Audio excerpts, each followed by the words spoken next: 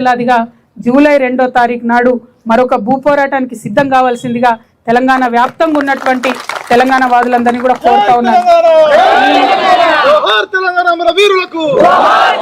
ఉద్యమకారులను కాపాడుకునేటటువంటి ఈ ప్రయత్నంలో, ఉద్యమకారుల గౌరవాన్ని, ఆత్మగౌరవాన్ని కాపాడుకునేటటువంటి ఈ ప్రయత్నంలో తెలంగాణ వాదులందరినీ కూడా ఆహ్వానిస్తున్నాం.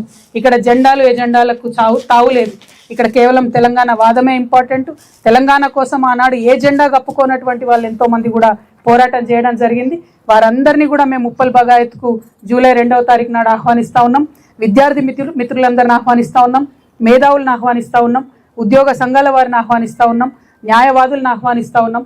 పత్రికా మిత్రులను ఆహ్వానిస్తూ ఉన్నాం.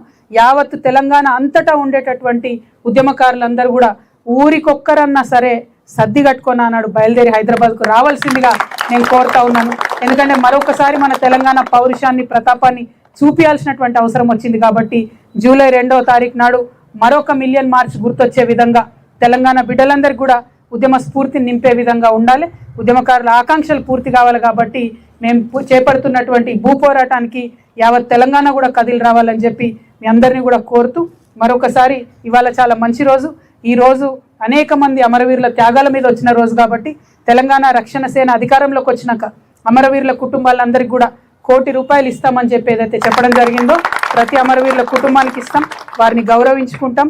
వారిని తెలంగాణ అభివృద్ధిలో భాగస్వామ్యాలను కూడా చేస్తామని మరొక మారు గుర్తు చేస్తూ మీ అందరి దగ్గర సెలవు తీసుకుంటాను. Thank you. జై తెలంగాణ, జై తెలంగాణ, జోహార్ తెలంగాణ మన వీరులకు, జోహార్ తెలంగాణ మన వీరులకు, జై తెలంగాణ.